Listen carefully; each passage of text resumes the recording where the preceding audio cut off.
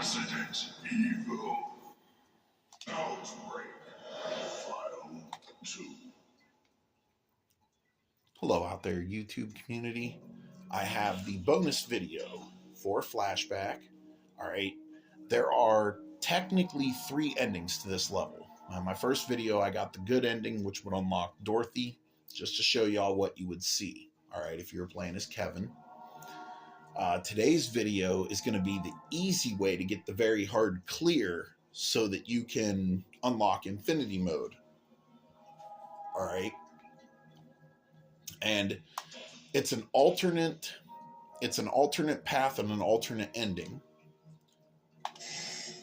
It also allows you to unlock Regan, all right, and the Regan B costume.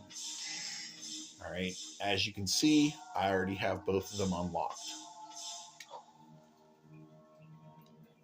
All right, let's see here.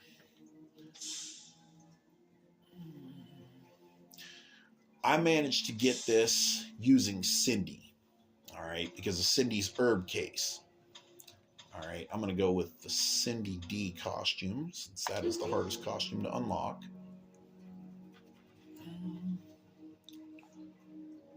She has the best results using Kevin and George as her partners. So go with Raymond.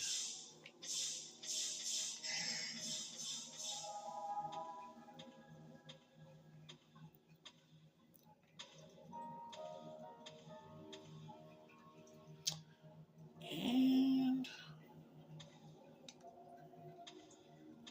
let's try RPD police officers. Dorian or Harry? I think Harry has less speed. Go with Dorian. I'll put it on very hard. This can be done without Infinity Mode. You have to do it without Infinity Mode to get Infinity Mode. I mean...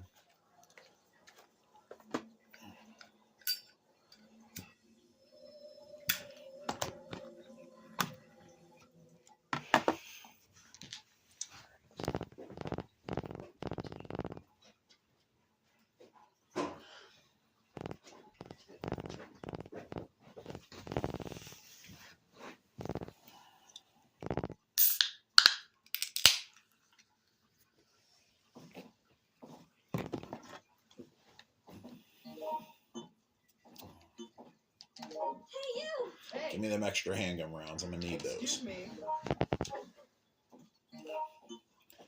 Oh, good. Dorian starts with a red herb. Give me that. Hey, you! Hey, excuse me. All right, so Cindy's got herself a police escort.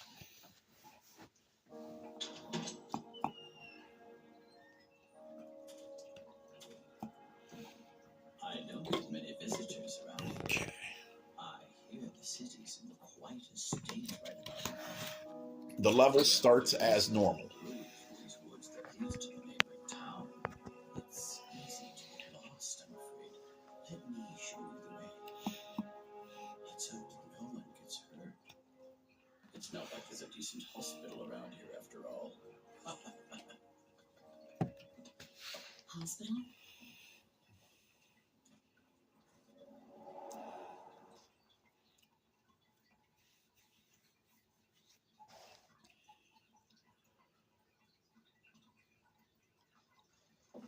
Okay, so the level starts as normal.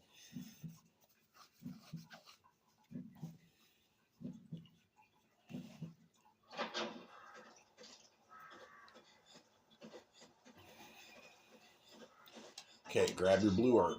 Grab every herb you can find and stock in her herb case. You're gonna need them.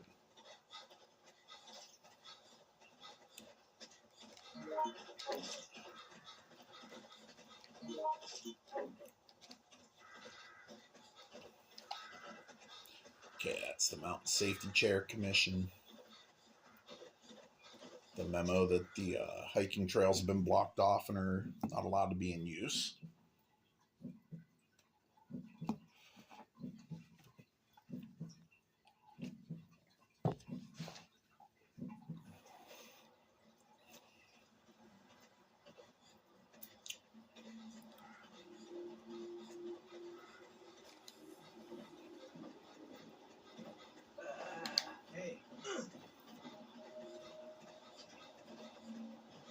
I would think seeing me stop moving would have been a clear indicator to not run into the zombie. But this is AI we're talking about, folks. The wave of the future, let me tell you.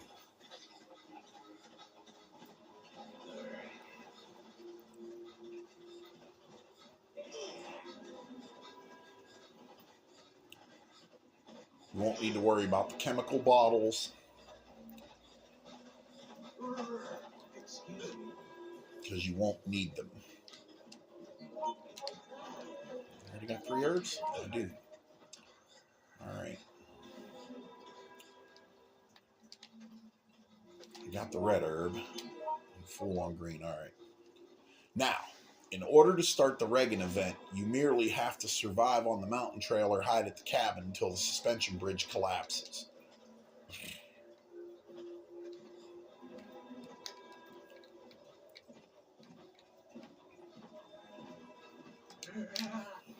Duck.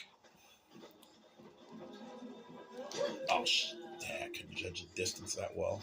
Damn it. Good, she's still fine at least.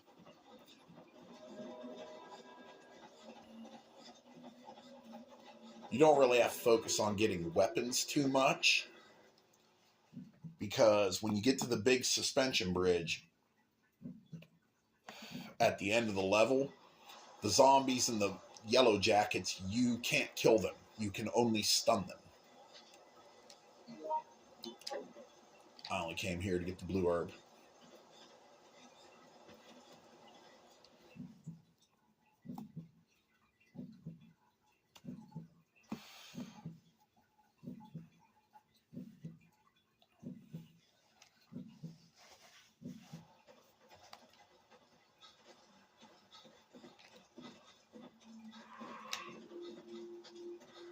Swing and a miss, bada bada. Alright, watch for Alyssa. She's around here somewhere. Dorian's in danger.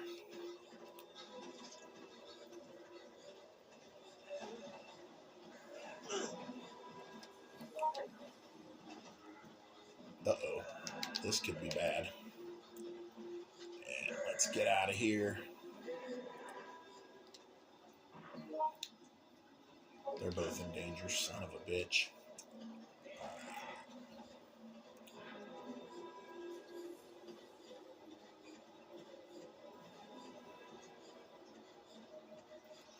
By the way, the NPCs, like being George type, Kevin types, they don't have any advantage for survival over the normal characters, really. The only difference is their stats. They might do different attack damage, movement speed, different virus gauge, different health levels. That's about it. Their ability to survive without you babysitting them is still 0%. Just like the normal characters when they're controlled by the AI.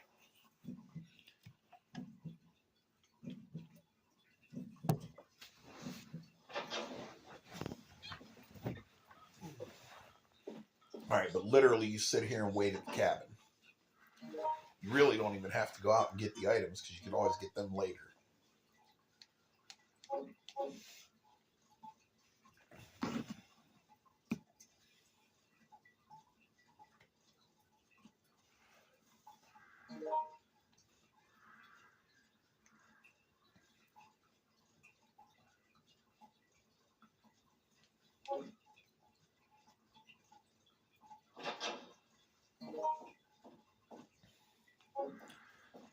Oh, Raymond managed to make it back. There's no map, so I won't be able to see where George is dying at.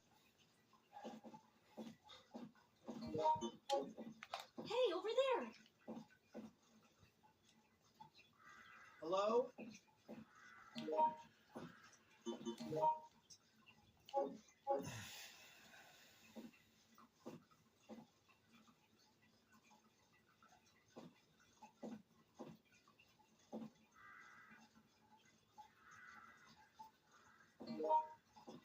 I got hit once, so her virus gauge might need to be around usually about 13 to 15%. It takes about 15 to 20 minutes for the suspension bridge to collapse.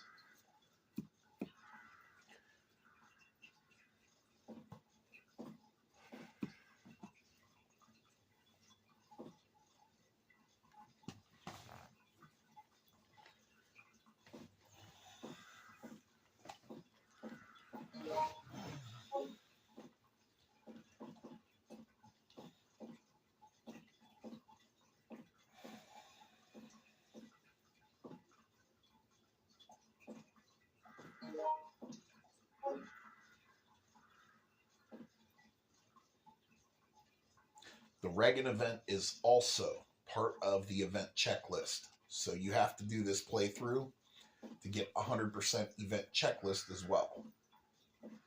All right.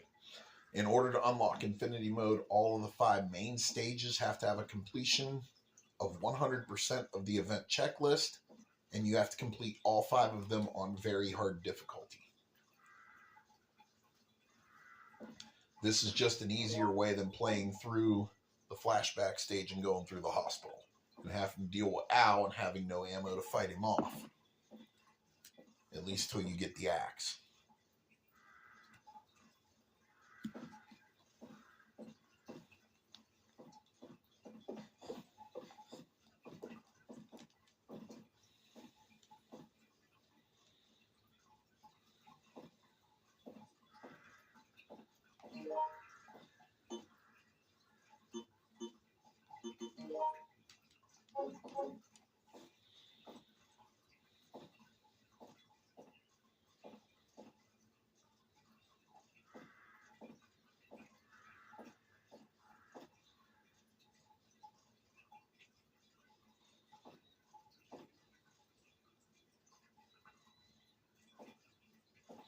I'll tell you right now, Capcom doesn't really like to talk much about the Outbreak series because it anticipated a very high sales volume because of the revolutionary combat mechanics system with weapons being able to break and run out of durability, zombies breaking through doors, chasing you, having AI partners that are supposed to help you through the levels.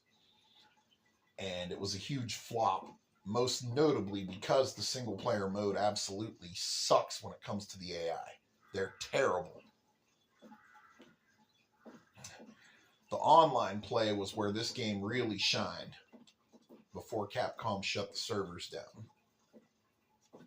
Now, I've been told the Japanese servers are still active for this game. If you can find a PAL version PlayStation 2 and a Japanese PAL version of this game, you can still log in and play online. All the subtitles and all the ad-libs are in Japanese, of course, so you probably need to know how to speak Japanese. But I am told that the online play is still available in Japan for this game. All right. I was on these servers when Capcom shut them down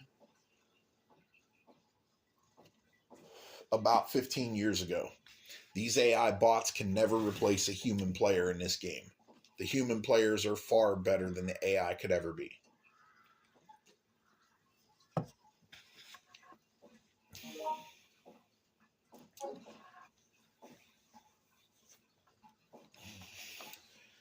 But while we're waiting, I'll go ahead and go over the chronological order of the 10 Outbreak stages and what really happened to all 8 of these survivors.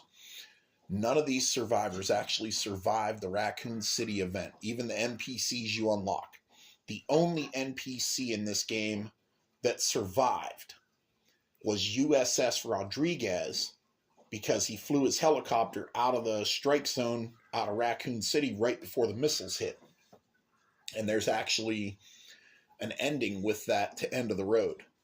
If you can get on the helicopter before the timer expires after the cutscene about Mission Code XX with Arnold and the Umbrella-like executive guy, if you can get on the helicopter before the timer expires, you'll fly out of there with Rodriguez. And you'll see his helicopter is leaving right as the missiles are coming in. So chronologically, End of the Road is the very last event that occurred. Decisions would have also occurred around that same time at the Raccoon University, where George follows up on a lead from one of his colleagues that he later finds murdered in a secret room under the entrance stairway of the university. While George is trying to get the V-jolt, he gets stung by the Yellow Jackets and the venom takes him over and he's down on the ground in one of the rooms just outside the entrance to the sewers. All right, so George didn't survive. If you've watched my video on Wild Things, Cindy gets killed by Titan trying to follow the police's evacuation order for the helicopter evacuations at the tram station, where the zoo's tram takes you to the tram station. Even if you survive the event, when the tram arrives at the tram station, the helicopter is destroyed. All right, the helicopter crashed apparently, and there's a lot of dead bodies. So that was a failed attempt, even if she had survived. All right. You don't see which survivor takes part in Underbelly. You don't see which survivor takes part in Hellfire. You don't see which survivor takes part in The Hive, which is the hospital stage in the first Outbreak. Now, the first Outbreak stage, which is titled Outbreak, that's the only time the cutscenes show all 8 of the survivors in the same place at the same time. So we know Outbreak at Jack's bar occurred first. Raymond gets killed during that escape while trying to help the 8 survivors escape. Hellfire, The Hive, and Below Freezing Point all take place at night. All right, so it's likely that all 3 of those events occurred simultaneously with different survivors. In Below Freezing Point, Yoko is in the room where the V-Jolt is at, and she comes back as a zombie. So we know Yoko tried to use the high-speed train at the Umbrella Laboratory that later Claire and Leon used to escape the city, but she failed to do so. In fact, you have to find her key card in Resident Evil 2 to unlock some of the doors in the underground laboratory with Leon and Claire. With the Hive, it would have been most likely George, and he would have escaped, but being in the sewer system, he never would have got out of the city. Hellfire would have most likely involved Ada if Ada had been programmed into this game as a playable character, because Ada was originally looking for her boyfriend and she had just recently arrived in town. And then, let's see, that was Hellfire, covered Below Freezing Point, and The Hive. Underbelly and Flashback take time during the day, so it's likely those 2 events were very close to each other chronologically, involving 2 different survivors. We know from the cutscenes in Flashback that Alyssa was trying to use the hiking trails. When I get to the end of this level, you'll see it was a failed attempt. All right, she actually died from the T-virus infection, much like Yoko did. All right. And out of all the stages, that leaves Desperate Times. Desperate Times would have taken place around the same time as Resident Evil 1, just a few days before Claire and Leon come in. Claire looking for Chris, and Leon graduating from police academy and reporting to the station for his first assignment. In fact, if you play Desperate Times as Kevin and finish the level, when Rita and Dorian escape in the truck, you'll see a police car coming down the road towards the station in the ending cutscenes. And that's Claire and Leon coming to the station. All right. Now, you don't see Kevin and Jim die in any of the cutscenes or actually start in any of the cutscenes of the levels except for Outbreak. All right. Jim and Kevin do have a special ending in Decisions if you finish the game without the daylight in your inventory and without using the daylight to rid yourself of the T-virus. All right.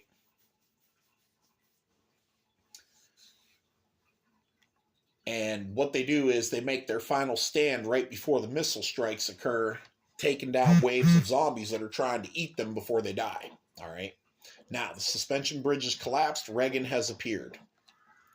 I was chased here by monsters. I got hurt along the way and lost track of my daughter. If you see her, tell her where I am, okay? Show her this pendant. She'll believe you. You got to pick the pendant up. All right. You have to have it in your inventory. Now, when you exit the cabin and go onto the hiking trails, there will be 2 new trails that you can access that you could not access before. And the enemies change. You are no longer dealing with zombies that you can kill and they'll have to respawn. You're now dealing with scissor tails that cannot be killed. In fact, if you deal enough damage to kill them, they just dig a hole in the ground and temporarily go away and come back almost a few seconds later. All right.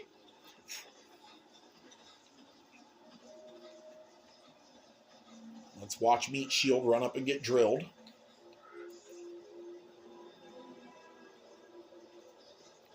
All right. Well-timed duck. All right, now, got to find the riverfront lakeside area first. Looks like Kevin already found it.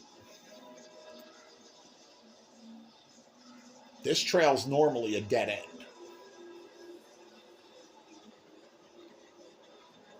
This might also be the big suspension bridge. Oh, it is the riverbank. Okay. Kevin did find the right trail.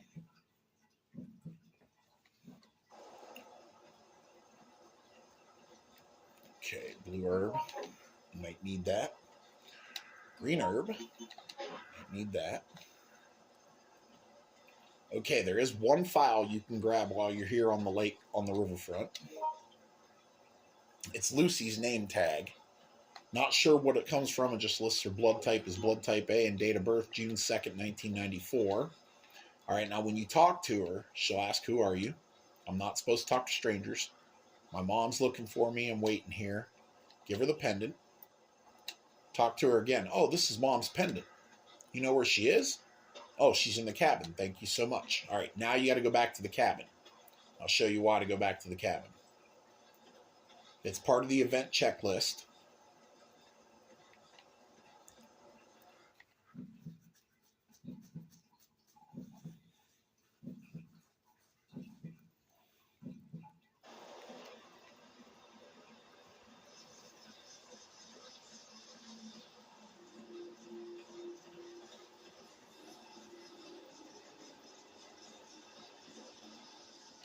Oh, shit.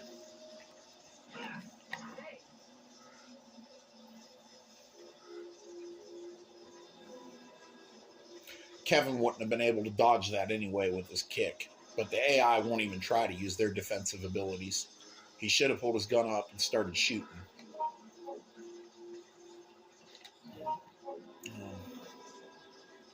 Or should I say Raymond, actually. He's a Kevin type.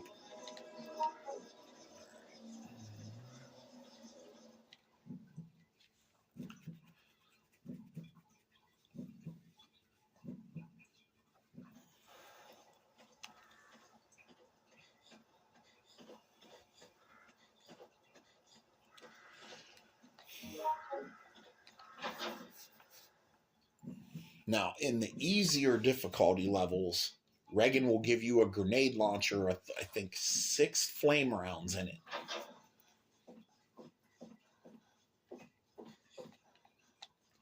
All right. On very hard difficulty, you get a handgun SG. I think that's it. Yep, you get a handgun SG with 13 rounds. You're going to want to save those handgun rounds. Don't waste them on the scissor tails. You're going to need them for the suspension bridge.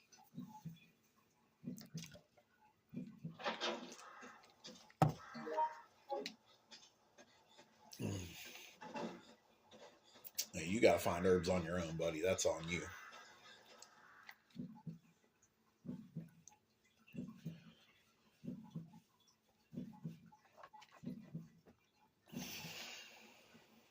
All right, now I got to find the big suspension bridge.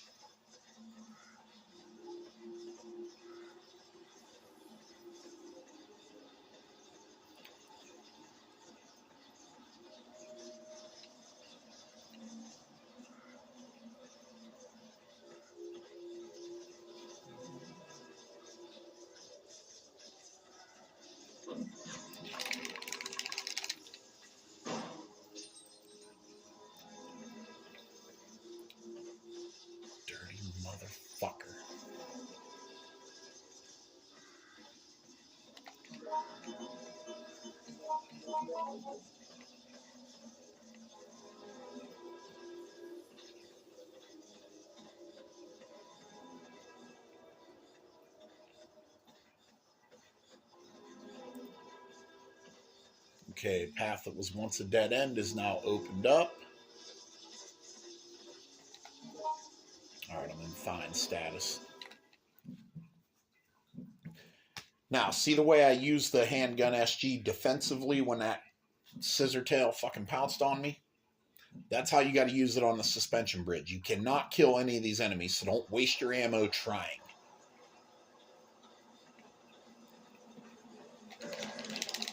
No damage.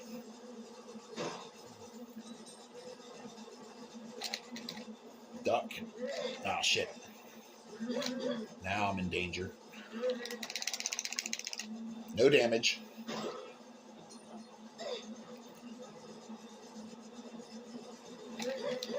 And I'm down. That's why you fill the herb case.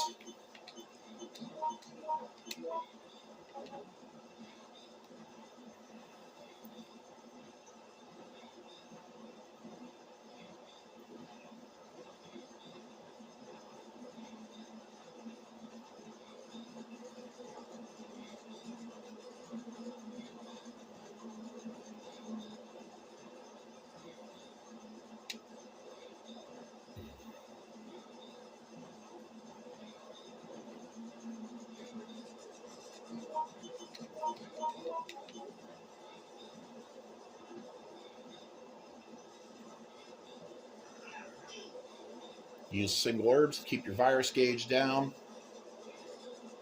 And you literally crawl across the bridge. As long as you make it across the bridge alive, you get the clear, even if you're in dying status.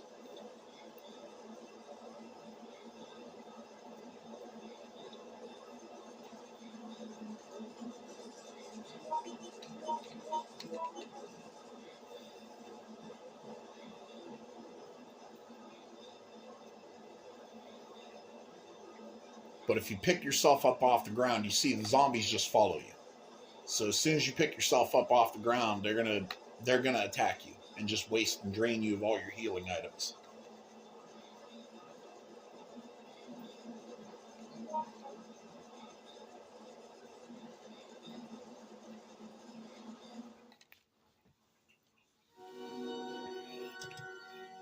We spent almost a whole day out there in the woods.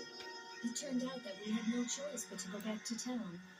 But I can't give up hope now. Not after all I've gone through. And that's the easier way to get the very hard clear to unlock one of Al's Axeman costumes. All right. And get your clear credit to unlock Infinity Mode. All right. You will get significantly less result points for taking that route. Like I said, for unlocking Regan, you have to return to the cabin and speak to her with her daughter with her. So it is part of the event checklist.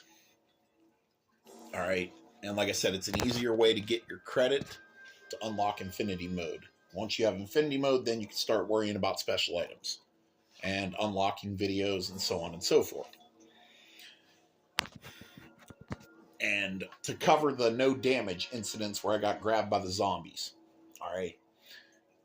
If you time it just right, mashing the R1, L1, and X button as the zombie grabs you and you're holding any handgun except the burst handgun, you'll hold them off and blast them point blank in the face and knock them down, and you will take no damage. The way to tell if you take damage or not is your virus gauge.